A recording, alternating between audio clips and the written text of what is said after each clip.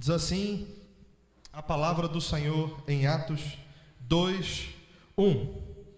Ao cumprir-se o dia de Pentecostes, estavam todos reunidos no mesmo lugar, e de repente veio do céu um som como de um vento impetuoso, e encheu toda a casa onde estavam assentados. E apareceram distribuídas entre eles línguas como de fogo, e pousou sobre a cabeça de cada um deles. Todos ficaram cheios do Espírito Santo. Você pode repetir comigo? Todos ficaram cheios do Espírito Santo. Eu continuo. E passaram a falar em outras línguas, segundo o Espírito lhes concedia que falassem. Versículo 5. Ora, estavam habitando em Jerusalém judeus, homens piedosos vindos de todas as nações debaixo do céu. Enquanto, pois, se fez ouvir aquela voz, afluiu a multidão, que se possuiu de perplexidade, porquanto cada um os ouvia falar na sua própria língua. Estavam, pois, atônitos e se admiravam, dizendo: Vede, não são porventura os galileus esses que estão falando?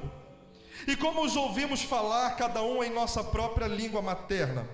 Somos pardos, medos, elamitas e os naturais da Mesopotâmia, Judéia, Capadócia, Ponto e Ásia, da Frígia, da Panfilha, do Egito, das regiões da Líbia, das imediações de Cirene, e romanos que aqui residem. Versículo 11: tanto judeus como prosélitos, cretenses e arábios, como os ouvimos falar na nossa própria língua as grandezas de Deus, todos atônitos e perplexos, e interpelavam uns aos outros: que isso quer dizer? Outros, porém, zombavam, dizendo: eles estão embriagados. Versículo 14, preste bem atenção. Então Pedro se levantou com os 11 e, erguendo a voz, advertiu-os nesses termos: varões judeus e todos os habitantes de Jerusalém, tomai conhecimento disto e atentai às minhas palavras. Estes homens não estão embriagados, como vindes pensando, sendo esta a 3ª hora do dia. Mas o que ocorre é o que foi dito por intermédio do profeta Joel. Versículo 17: e acontecerá nos últimos dias, diz o Senhor, que derramarei do meu espírito sobre toda a carne. Os vossos filhos e as vossas filhas profetizarão, os vossos jovens terão visões, os vossos velhos sonharão. Até sobre os meus servos e sobre as minhas servas derramarei do meu espírito naqueles dias, e profetizarão. Mostrarei prodígios em cima no céu e sinais embaixo na terra: sangue, fogo e vapor de fumaça. O sol se converterá em trevas e a lua em sangue, antes que venha o grande e glorioso dia do Senhor. E acontecerá que todo aquele que invocar o nome do Senhor será salvo. E acontecerá que todo aquele que invocar o nome do Senhor será salvo. Senhor, essa é tua palavra, e o nosso coração queima, ó Deus, como um dia queimou o coração de Wesley, apenas pela leitura das Escrituras. Que privilégio é, Senhor, poder abrir a nossa Bíblia e ouvir o Senhor falar conosco por meio da tua palavra. Te louvamos, porque não estamos, ó Deus, num contexto de perseguição extrema, onde não podemos nos reunir, ainda que virtualmente. Senhor, te louvamos porque a palavra tem chegado, a tua igreja está sendo fortalecida, alimentada, não tem faltado alimento do trono da glória sobre as nossas vidas. E nessa oportunidade, noite de Pentecostes, nós viemos à tua presença para clamar: faz outra vez, para clamar assim como o Senhor manifestou o teu poder, a tua glória, a tua unção, assim como o Senhor operou sinais, maravilhas, ó Deus, há mais de 2000 anos atrás. Nós clamamos: faz outra vez, Senhor. Nós somos tua igreja, nós somos teu povo, e estamos, ó Pai, tua disposição nessa noite, em nome de Jesus. Amém. Glórias a Deus. Tome o seu assento e diga glória a Deus. Foi na festa de Pentecostes que a igreja nasceu. Foi na festa de Pentecostes que o Espírito Santo moveu para que o nascimento extraordinário da igreja acontecesse. E hoje, diante desse momento da festa de Pentecostes, nós temos a oportunidade de clamar ao Senhor, pedindo para que Ele mova novamente, para que Ele envie o seu Espírito como enviou, nesse contexto de Atos 2, e manifeste a sua glória e impacte as nossas vidas. Se você crê nisso, diga glória a Deus. Por que na festa de Pentecostes? Havia um propósito, meu irmão, minha irmã. O contexto que o texto que nós lemos se localiza é pós-morte e ressurreição de Jesus. Ele havia passado 40 dias com os seus discípulos e sendo visto por cerca de 500 pessoas. Depois da sua ascensão, eles aguardam mais 10 dias. E no dia da festa de Pentecostes, onde havia uma grande concentração de pessoas em Jerusalém, os discípulos estavam aguardando, reunidos, conforme a orientação, conforme a ordem de Jesus. Jesus disse a eles que aguardassem em Jerusalém, até que do alto eles fossem revestidos de poder. E eles, de forma obediente, aguardaram. E diz o texto de Atos, capítulo de número 1, diz que eles estavam unânimes na oração, diz que eles estavam com a expectativa do Senhor se manifestar como havia prometido. Jesus havia dito que eles iriam para o Pai e deixaria a eles um Consolador. Eles estavam aguardando esse Consolador e eles o faziam orando juntos, eles o faziam em reunião comunitária. Tudo que eles tinham, eles compartilhavam. Então preste bem atenção. Há um contexto que envolve isso. Não foi uma manifestação isolada. Ela foi sim inesperada. Eles estavam aguardando a manifestação, mas no momento, no instante que aconteceu, eles não sabiam. Eles estavam o quê? Preparados. Jesus não disse que seria na festa de Pentecostes. Jesus não disse o que aconteceria. O ensejo foi oportuno para que Jesus enviasse o seu Espírito, para que Deus enviasse o seu Espírito. E quando Deus envia o seu Espírito, eles já estavam aguardando a manifestação do Espírito de Deus. Estavam com o coração preparado para receber aquela manifestação. E o que é que acontece? O texto diz, que nós acabamos de ler, que eles estavam orando juntos, os discípulos, as discípulas, homens, mulheres, crianças, que faziam parte daquela primeira comunidade que estava ali reunida, nascendo em Jerusalém. Então Deus envia o seu Espírito, que é o cumprimento da promessa que Jesus havia feito a eles.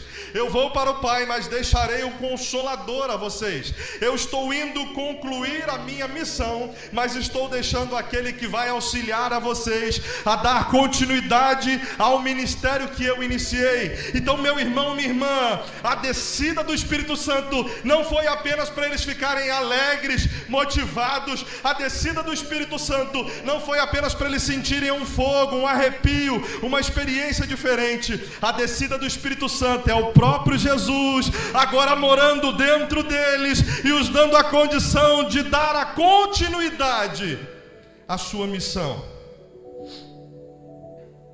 Prova disso é que muitas pessoas que estavam ali, vindas de todos os lugares, no momento em que ouviram as palavras do Evangelho, não conseguiram discernir o que estava acontecendo.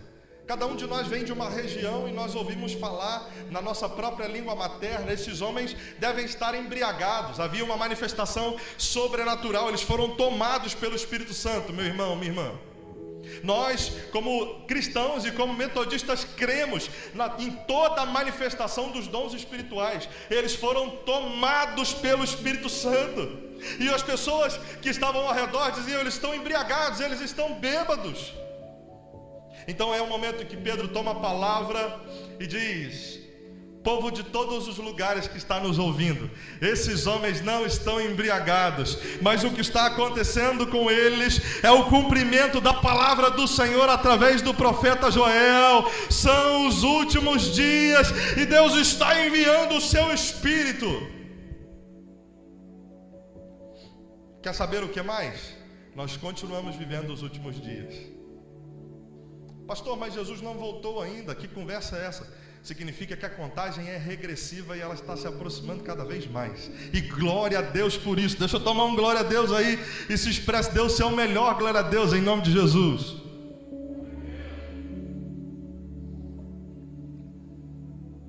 Nós estamos vivendo a contagem regressiva. Oh meu Deus, contagem regressiva para o mundo acabar? Não, contagem regressiva para atravessarmos a barreira da morte e vivermos a eternidade com Jesus, o encontro da noiva com o noivo. Essa é a contagem regressiva que nós estamos vivendo. Jesus está voltando. Procure uma pessoa que está perto de você, ao seu lado, à frente, atrás, em casa, em qualquer lugar. Aponte seu dedo de profeta e diga para essa pessoa: Jesus está voltando. Jesus está voltando. Dê um sorriso aí. Se você tiver de máscara, abaixe um pouquinho a máscara e fala assim: dá um sorriso e diga: Jesus está voltando. Aleluia. Agora põe a máscara de novo.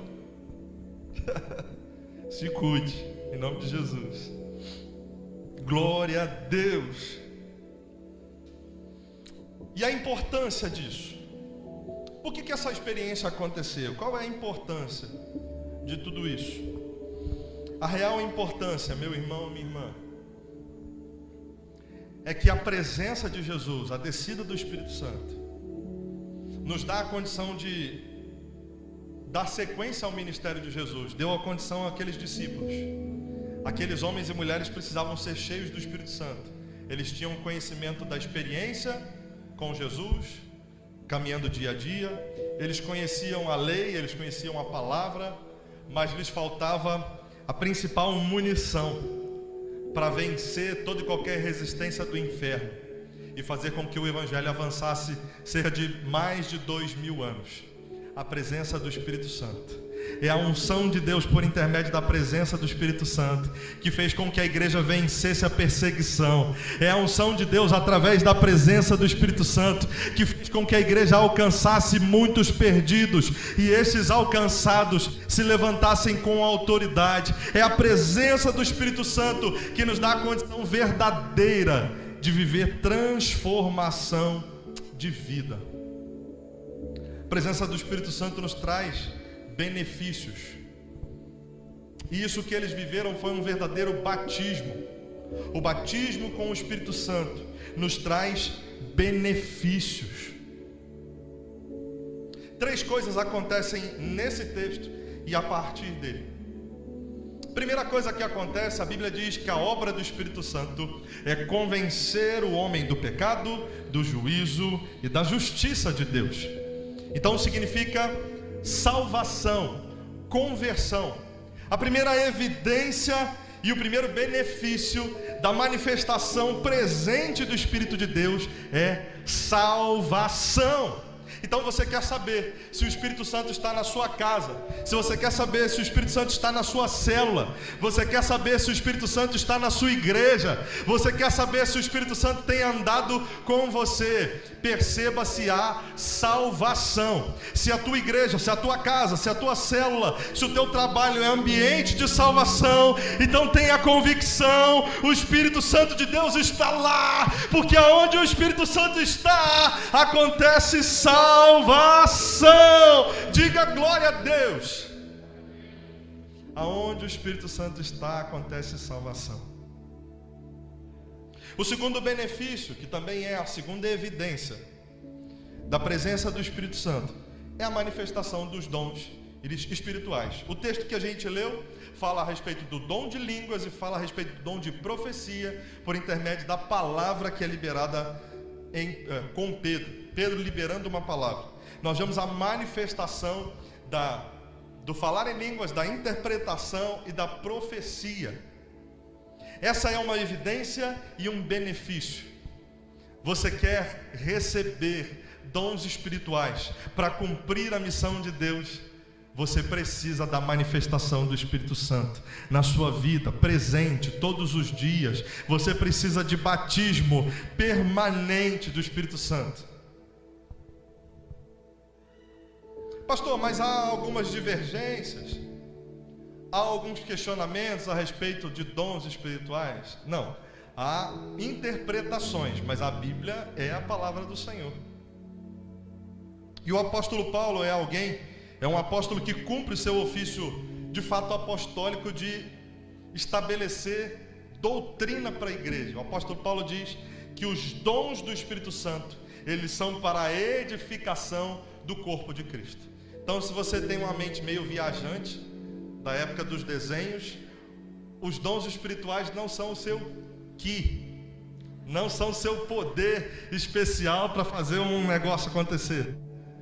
Os dons espirituais não são meus e não são seus. Os dons espirituais são ferramentas que o Espírito Santo nos dá para edificar o corpo de Cristo, para que o corpo de Cristo cresça, para que o corpo de Cristo se fortaleça. Então é necessário que o Espírito Santo nos envolva e nos dê dons. É necessário que toda a igreja tenha todos os tipos de dons, para que possamos edificar esse corpo, para que sejamos fortalecidos. Então procura uma pessoa que está perto de você e fala: Deus quer te dar mais dons, Deus quer te dar muitos dons, Deus conta comigo e conta com você.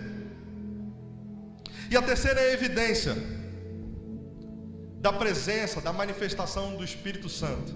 São os frutos do Espírito, ou o fruto, os caracteres do fruto do Espírito.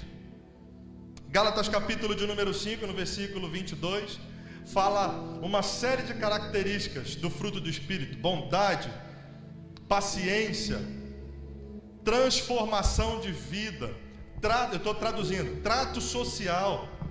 Sabe o que quer dizer o fruto do Espírito? Significa uma vida transformada para que seja semelhante ao caráter de Cristo. Então, meu irmão, minha irmã,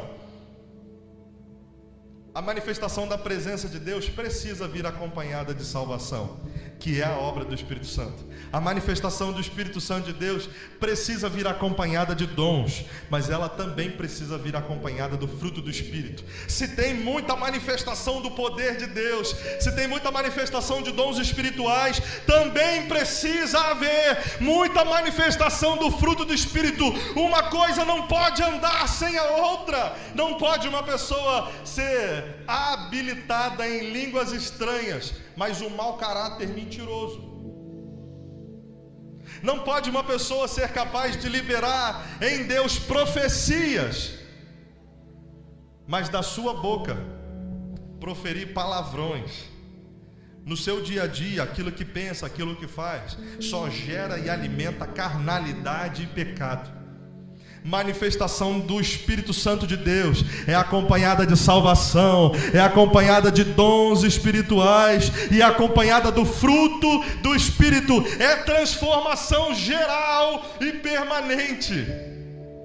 Foi por isso que a igreja cresceu, porque os discípulos levavam não apenas uma mensagem, eles estavam cheios de Deus, e nos lugares onde eles chegavam, os milagres aconteciam, as pessoas ouviam a palavra, recebiam, e elas eram salvas, os seus pecados eram perdoados. E essa é a condição que a igreja precisa para continuar avançando. A igreja precisa de um novo batismo. A igreja precisa de liberação de Deus. A igreja precisa da liberação de mais do Espírito Santo de Deus, para que ela possa gerar mais salvação, para que ela possa manifestar mais dons e para que ela possa revelar o caráter de Deus através das suas atitudes. Que oportunidade única nós estamos vivendo, porque a manifestação de Atos 2, o Pentecostes, acontece num contexto onde os discípulos estão escondidos, eles já estão sendo perseguidos. Nós estamos num momento também de crise, de luta, e nós estamos num momento muito oportuno para Deus derramar o seu Espírito sobre nós e algo sobrenatural acontecer com a finalidade de mudar a nossa realidade. Então entenda, olhe nos meus olhos em nome de Jesus. Nós estamos na iminência de Jesus mover um grande avivamento na face da terra e sermos tocados para transformar a nossa realidade. Se você crê nisso, dê o seu melhor, glória a Deus, por favor. Aleluia. O batismo de Atos 2, ele envolve a igreja da capacitação necessária para avançar, mas ele também devolve à igreja a sua condição original. O homem e a mulher, o Adão e a Eva, antes do pecado, eram amigos de Deus. A palavra diz que todos os dias, Gênesis diz que todos os dias, na viração do dia, quando o dia estava terminando, Jesus passeava com aquele casal, com aquela família, pelo jardim do Éden. Eles eram amigos de Deus. Deus não precisava usar uma outra coisa ou uma outra pessoa para falar diretamente com o homem. O homem também não precisava de muito para falar com Deus. Ele caminhava pelo jardim com o homem. Então, na condição original, o homem e a mulher eram amigos de Deus. Eles também eram cheios de poder, eles também eram cheios de unção. Preste bem atenção, uma coisa que eu tenho aprendido nos últimos dias. Cerca de, isso é conjectura, tá? Mas que faz muito sentido. Cerca de 20 segundos depois de Deus criar Adão, Deus chama Adão e fala assim: está tudo liberado para você no jardim, você só não pode comer da árvore do conhecimento do bem e do mal, porque se você comer dela, você vai morrer. E Adão, ok, Senhor, eu vou cumprir conforme o Senhor me falou.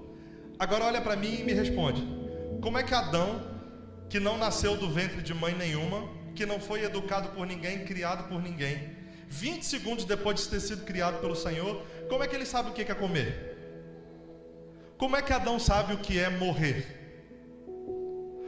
Como é que Adão sabe o que é uma árvore? Já parou para se perguntar? O homem que Deus criou, Adão, Eva, que Deus criou, o homem e a mulher, eles são 100% santos e são 100% sábios, como Deus é. A Bíblia diz que Ele cria o homem à sua imagem e à sua semelhança. Então Deus cria Adão e Eva com plena capacidade de inteligência e de comunicação. E eu queria que você se perguntasse: você acha que agora, no momento que nós estamos vivendo, 2020, 31 de maio de 2020, nós estamos ficando mais inteligentes ou estamos retardando? Alguém diria: mas olha, com esse advento de tecnologia a gente está ficando mais inteligente. Não, a tecnologia está ficando inteligente. Nós o contrário. E uma última coisa: o homem e a mulher eram completamente santos. Na sua condição de criação original, Adão e Eva eram totalmente parecidos com Deus, não tinham pecado algum. Ser santo significa ser reservado da condição de pecar. Eles não tinham pecado. E olha só que especial: quando o Espírito Santo vem sobre nós, quando clamamos, buscamos e recebemos do Espírito Santo, quando Ele nos batiza, Ele nos traz salvação, Ele nos transforma de inimigos de Deus a amigos de Deus. O Espírito Santo nos dá dons, Ele nos enche de unção. Então, quando estávamos totalmente perdidos, emburrecendo, nos afastando de Deus, nos tornando alienados. O Espírito Santo nos enche de sabedoria, nos enche do conhecimento do Senhor, nos dá dons, nos dá poder espiritual. A Bíblia diz que o Evangelho é o poder de Deus para a salvação. E por fim, o Espírito Santo nos dá o fruto do Espírito, que é a presença do próprio Cristo em nós. Significa a capacidade de, como discípulos, nos tornarmos parecidos com Jesus. Ou seja, assim como Ele é santo, nós também somos santos. Atos 2, meu irmão, minha irmã, Pentecostes significa isso, significa o Espírito Santo de Deus sendo derramado sobre nós, com a finalidade de devolver a nossa originalidade, com a finalidade de fazer com que voltemos ao processo de criação, onde nós somos amigos de Deus, onde nós somos cheios de unção e poder, e onde nós somos santos como Jesus é santo. Aleluia! Por isso dependemos da manifestação do Espírito Santo. Agora tem uma maneira de alcançar isso.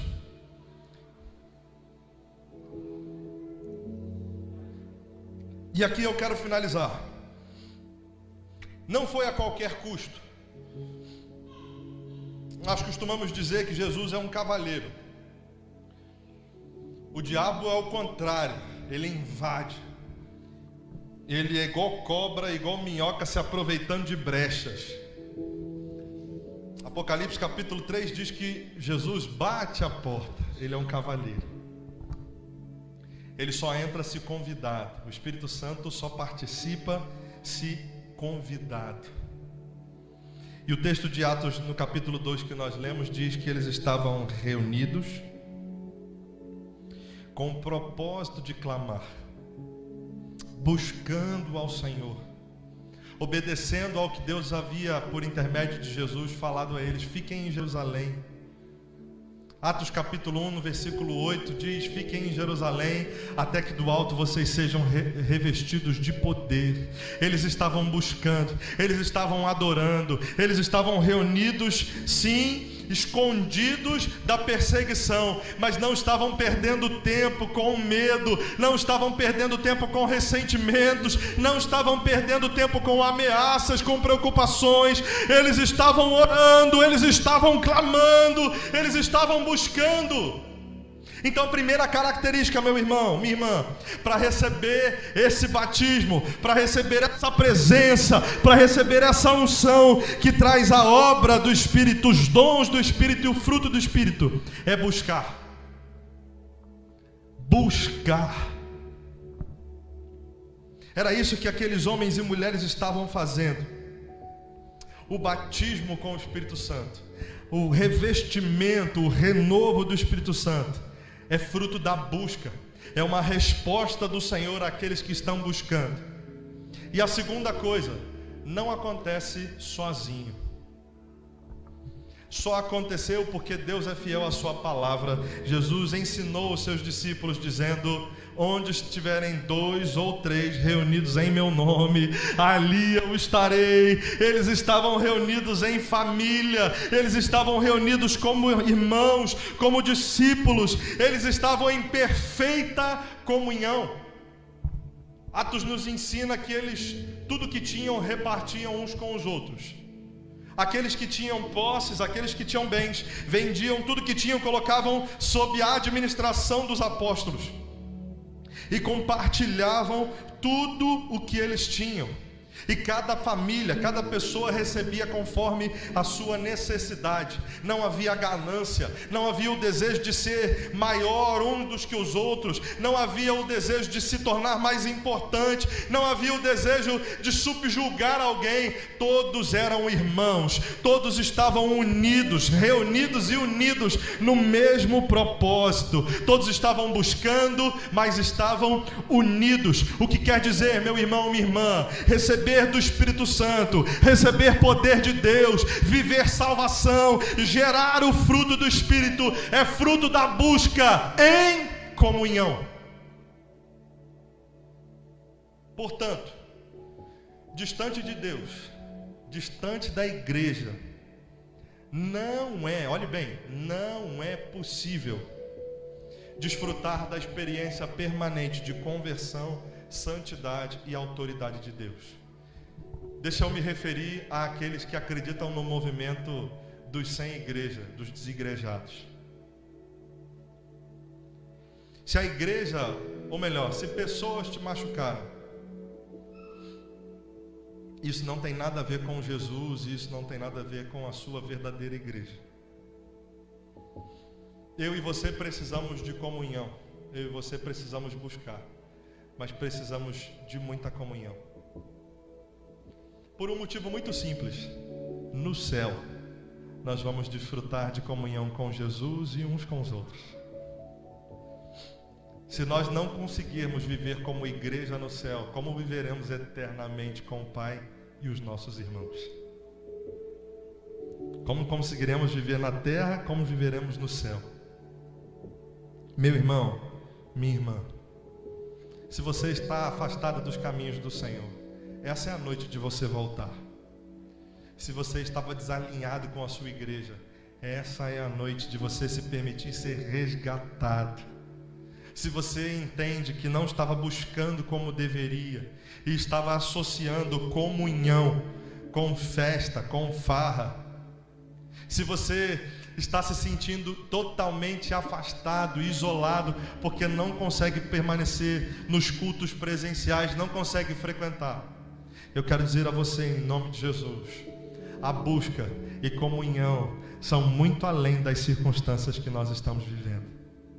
Se você estava travado no perdão, com mágoa no seu coração, com ódio, não conseguindo liberar seu coração, não conseguindo pedir perdão a alguém, não conseguindo liberar perdão a alguém, essa é a noite de você assumir essa atmosfera de perdão, porque somente desfrutando de comunhão verdadeira com Cristo e a sua igreja, e buscando, é possível viver uma experiência permanente de Atos 2, não só uma noite de comunhão e de experiências.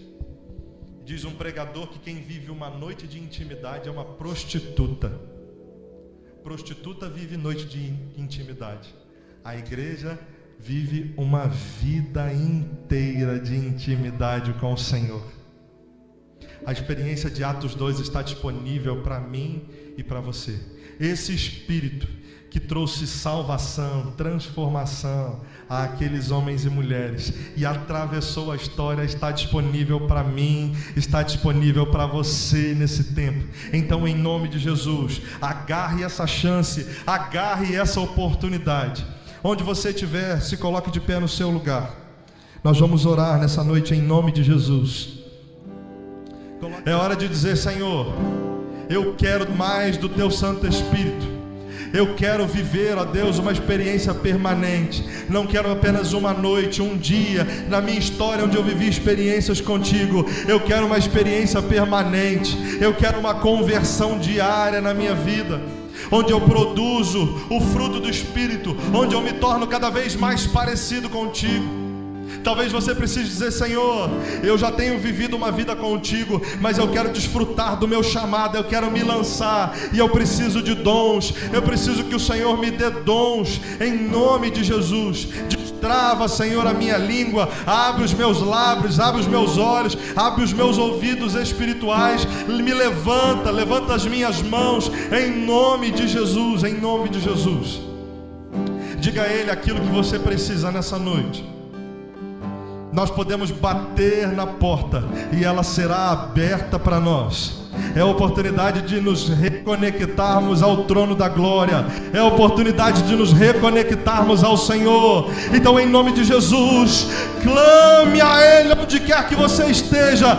Não é momento de oração silenciosa, é o momento de rasgar o coração e dizer: Senhor, eu dependo de Ti. De dizer: Senhor, eu preciso de Ti. De dizer: Senhor, eu preciso dessa experiência que muda a minha vida. que transforma o meu caráter e me coloca no centro da tua vontade, como alguém que o Senhor transformou para transformar outras pessoas, mudou para ser agente de mudança em outras vidas, em nome de Jesus, em nome de Jesus. Deus querido, Deus amado, nós oramos, Senhor.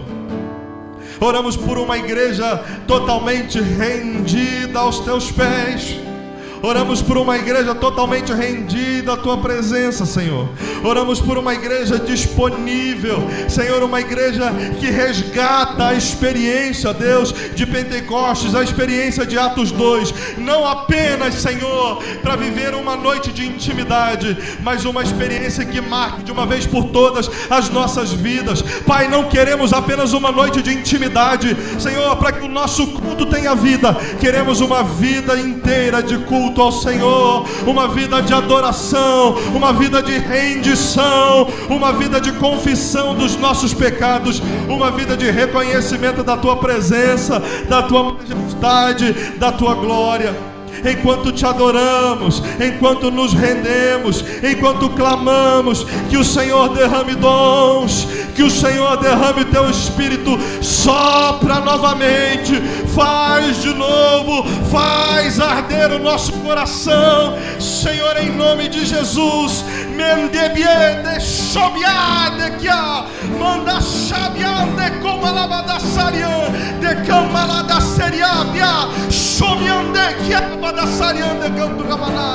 Espírito Santo de Deus, sopra, sopra e responde o clamor dos teus filhos, responde o clamor das tuas filhas, batiza com fogo, sopra, Espírito Santo de Deus, e produz do interior, Senhor, em nome de Jesus, do interior o fruto do Espírito, e que do interior dos teus filhos fluam rios da presença de Deus, em nome de Jesus, Pai, em nome de Jesus. Restaura a comunhão contigo, perdoa, Senhor, os pecados daqueles que vinham num caminho de iniquidade, de pecado, em nome de Jesus, e restaura a comunhão, restaura a tua presença, em nome de Jesus, em nome de Jesus, em nome de Jesus.